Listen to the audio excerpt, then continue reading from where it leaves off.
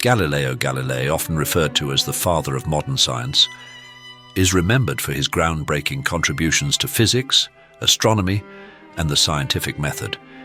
However, his name is equally associated with one of the most infamous trials in history, his confrontation with the Roman Catholic Church in 1633. The Trial of Galileo symbolizes the tension between science and religion during the scientific revolution, marking a pivotal moment when empirical inquiry clashed with established authority. Born in 1564 in Pisa, Italy, Galileo was a polymath whose innovations in science and technology revolutionized the way humanity understood the natural world. His improvements to the telescope allowed him to observe celestial phenomena that defied the Aristotelian cosmology endorsed by the Church. Among his discoveries were the moons of Jupiter, the phases of Venus, and the irregular surface of the moon, all evidence supporting the heliocentric model proposed by Nicholas Copernicus. At the time, the dominant cosmological view was the Ptolemaic model, which placed Earth at the center of the universe, a perspective deeply intertwined with theological doctrine. The Catholic Church, as the arbiter of truth in spiritual and scientific matters, had embraced this geocentric view as consistent with biblical passages. The heliocentric model, which posited that the Earth orbited the Sun, was therefore seen as not only scientifically radical, but also heretical. Galileo's endorsement of Copernicanism placed him on a collision course with the Church. Galileo's troubles with the Church began long before his trial in 1633. In 1616, the Catholic Church formally condemned the heliocentric model, declaring it foolish and absurd in philosophy, and formally heretical because it contradicted Scripture. Galileo was summoned by Cardinal Bellarmine and warned not to advocate for or teach Copernicanism as a truth. Although he agreed to this admonition, Galileo continued his research and worked to present his findings in a way that might reconcile science and faith. In 1632, Galileo published his most famous work, Dialogue Concerning the Two Chief World Systems. Presented as a fictional dialogue between proponents of the geocentric and heliocentric models, the book subtly favored the Copernican view. The dialogue's clever rhetoric and its portrayal of the geocentric advocate, Simplicio, as somewhat simplistic enraged church authorities. It also caught the attention of Pope Urban VIII, who'd previously been a supporter of Galileo but now felt personally mocked. With mounting pressure from the Inquisition, Galileo was summoned to Rome to stand trial for heresy.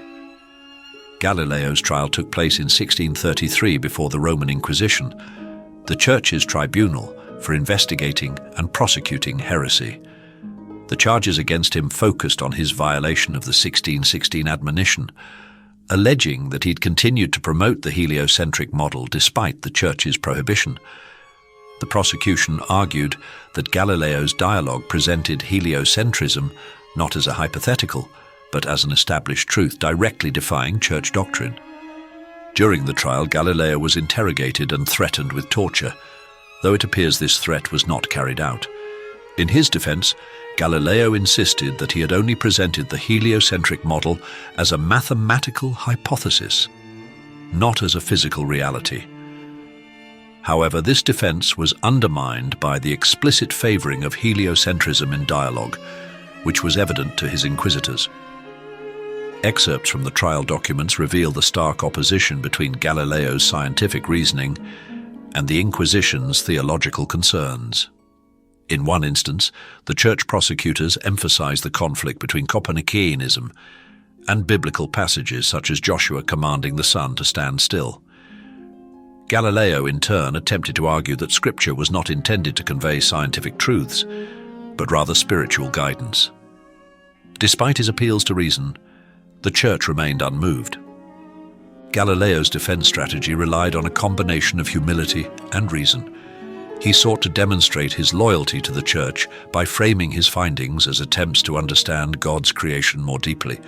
One of his earlier writings, the Letter to the Grand Duchess Christina, 1615, exemplified this approach.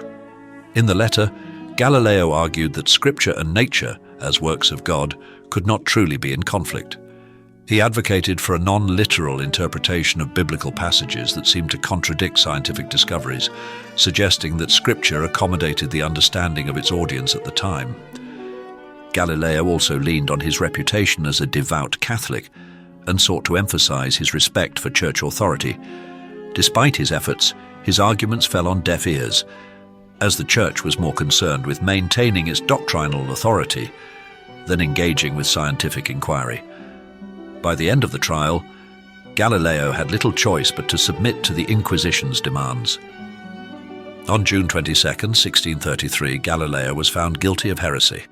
The Inquisition condemned him for vehement suspicion of heresy and ordered him to publicly recant his support for the heliocentric model. As part of his sentence, Galileo was placed under house arrest, where he would remain for the rest of his life. The trial's consequences extended beyond Galileo's personal suffering. His dialogue was banned, and his works were placed on the index of forbidden books. Yet Galileo continued to work in seclusion, completing discourses and mathematical demonstrations relating to two new sciences, 1638, which laid the foundation for classical mechanics.